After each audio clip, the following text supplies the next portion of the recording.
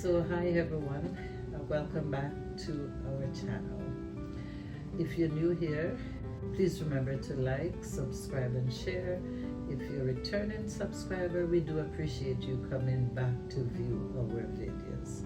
I am so excited about this interview today because I have with me Symphorosa Gabriel.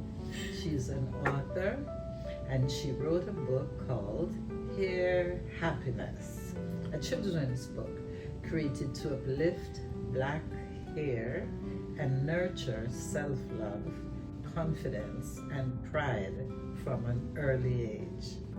Symphorosa is an environmental advocate and storyteller. Welcome. Thank you for coming. Well, I feel very honored to be here. I know you said this is PS for exploring, yes. So you guys are, it's about going back home and, yes. Talking about different stories with different people. So yes. I feel very honored. Thank you so much for coming.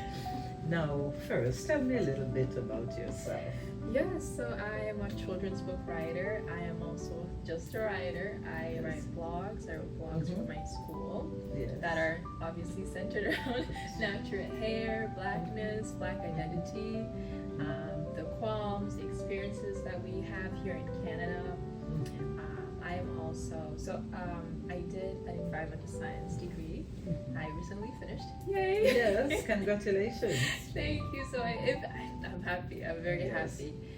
And I'm an environmental advocate in any way that I can be. I love taking part in protests. Going on back here in Canada and also back home. And I think that about does it. That's very good. Which university did you attend? Trent University. Yes. Very good. So all the Trentites. Now, I just want to figure, how did you get to write this book? What started all this? I think it's a very long story. Yes. So I'm from Tanzania, if you guys didn't know, and I came here when I was 9 years old. Coming from a country where there was a lot of Black women, Black girls who looked like me, who had the same hair texture as I did, it was quite of a shock. Yes. Not seeing many people around me, not having many role models in media when it comes to representation. So I definitely had a lot of negative attitudes with my own natural hair texture, and I would attempt to hide a lot of parts of myself. My African identity was something that was quite different where I was living here in Ajax. Yes. And especially my hair. So when I started loving my hair, I knew eventually I would definitely like to be a part of adding on to the representation that where we really lack in, like in the media and books. And so I was always looking for something, an avenue to take a part in. I knew for sure I had to do something, but a poem or a book, when one of my cousins or nieces, I use that interchangeably, yes. They had come in when they were 11. This is about 10 years after I came in. And I would always affirm her about her beauty and her hair and her African identity. So there was a time when I was just telling her, like, hey, you look like a princess, you're so beautiful, like your hair and your skin and your features. And she just replied, like, how can I be a princess if I have Afro-textured hair with hair like mine? Wow.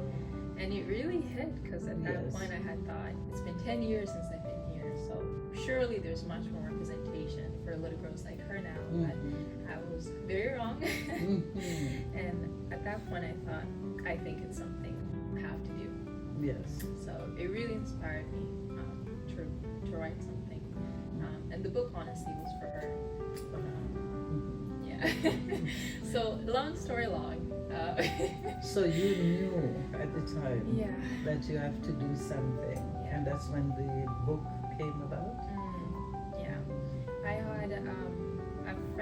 was still in high school. I had just finished actually. I had a friend who had written a book at the age of 16. Yes. And so I figured if she can do it, so can I. And so that would really push my confidence and towards that direction. So I guess without, well, you'd always divulge your age. I don't know. How old were you when you wrote this book? So it was a week before I turned 18. So I wrote it when I was 17. And I went through the process of publishing it when I was 18. And then it was officially published when I was 19. So just a year and some change process. I'm now 23. You're 23, so young author. Yeah. So it's been a while since I wrote it, but I still feel so connected. So, I feel like it's still like a very important story. Oh, so this did it bring back memories of your own childhood? Did you have any discussions like that? Yeah, definitely a lot. Just seeing how she felt was so heartbreaking because I had felt the exact same way. So as I was writing that, as it was a letter to her, it also kind of happened to be a letter to me. When I was her age too. So it definitely brought up those memories of feeling not enough or feeling different or feeling somebody like me couldn't be a princess as well. Yeah. So I guess it brought out a lot of emotions. Yeah. How did you feel when you were writing that? Yeah. So just a lot. Yeah. So I guess this was also healing for you too, right? Yes. Very healing.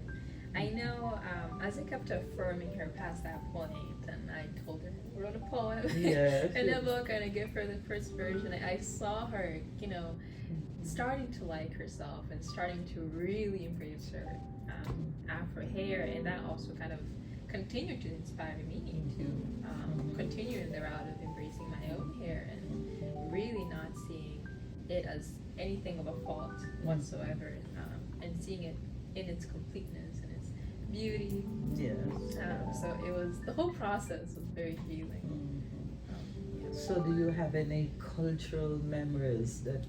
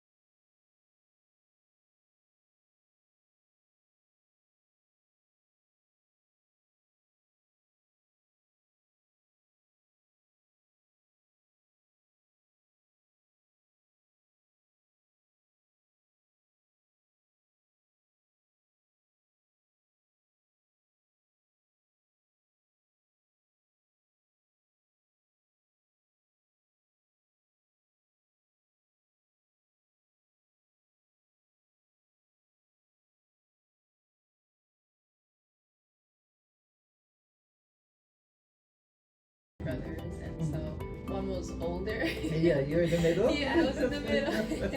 And the other one was younger, so they had totally different experiences than I did. Maybe they blended in a little bit better than I could. But I found for me, I was very hyper aware I was African. Yes. There weren't that many African kids in my school. And so that was like the first thing that people find out, like, hey guys, new student, she's from Africa. And so I would have a lot of teachers and students ask me so many questions about, you know, just Africa in general. So that had already made me feel like a bit different than the people around me. And then with the cultural aspect of, you know, back-to-back hairstyles and twists and this, and also kind of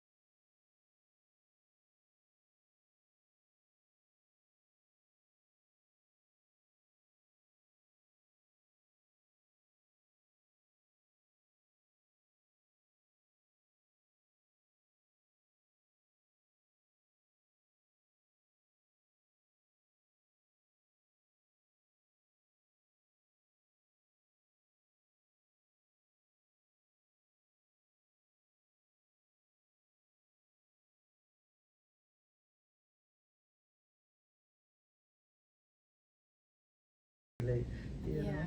So were there any messages in as there was maybe in America or Canada.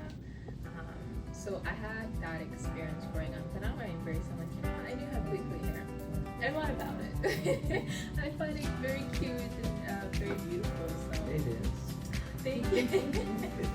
It is. So, so what do you hope children, especially black children, feel when they read your book? Or do you think a child, well, the parents have to write a book, but how do you want them to feel when they read your book?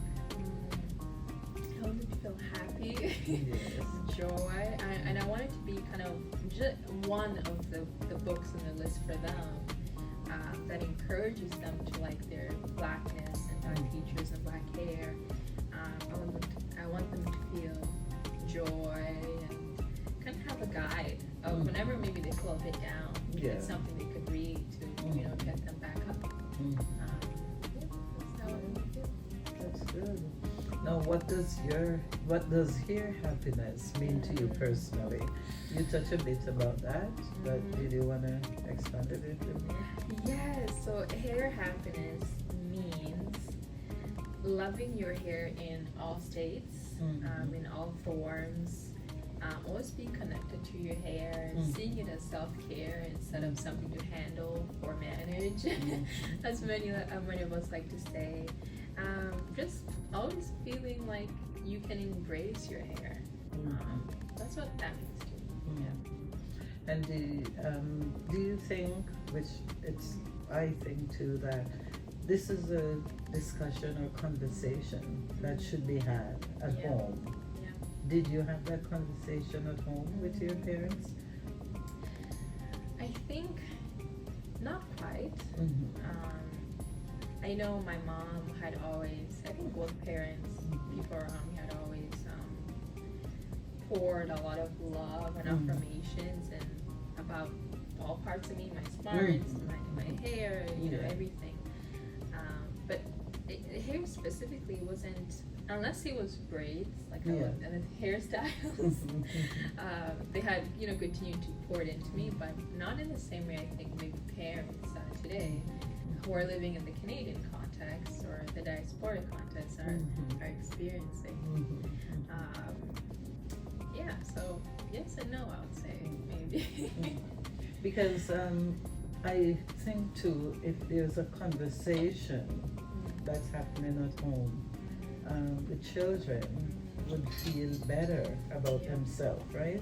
So I'm thinking that your book opens that conversation, right? So people can discuss it, and without your child feeling down, depressed over certain things, it starts the conversation. So I'm suggesting you get the book because this is the start of a difficult conversation for some people, right?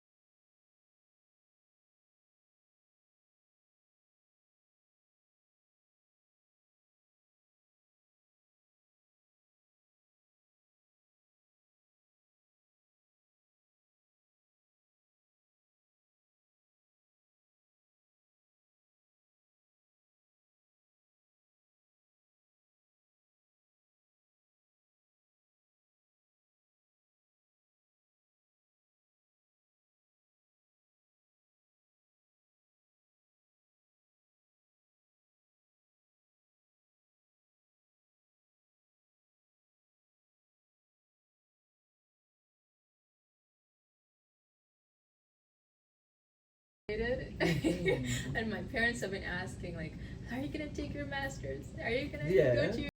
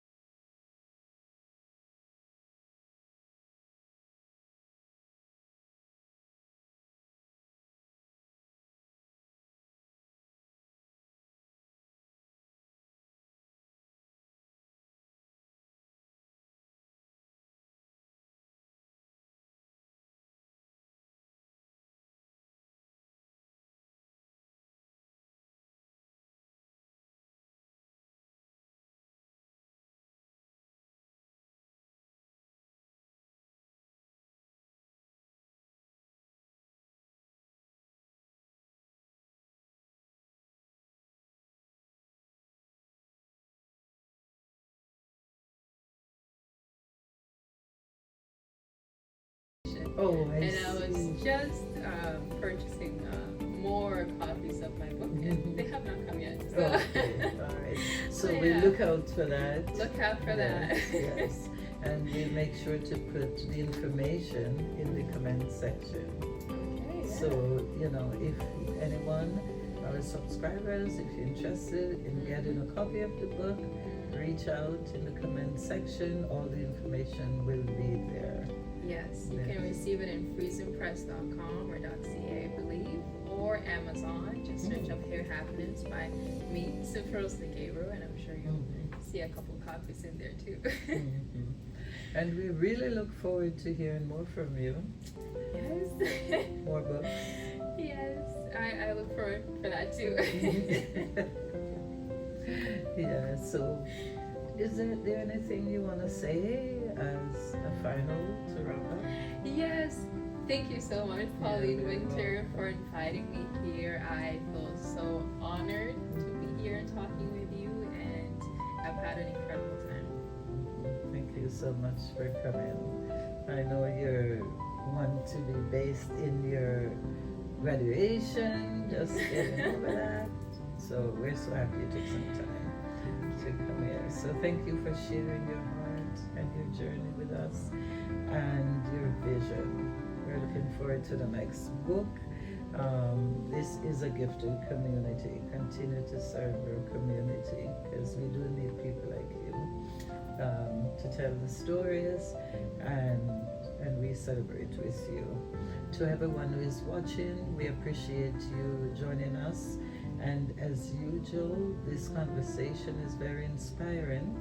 And pass this on to people you know. Share the link, PS You're Exploring. And I want you to share PS You're Exploring in your blog when you do that, because we're looking for our channel to grow this year. So we do appreciate you. So please remember to like, subscribe, and share. And look forward to the next video. Peace out. Bye. Bye.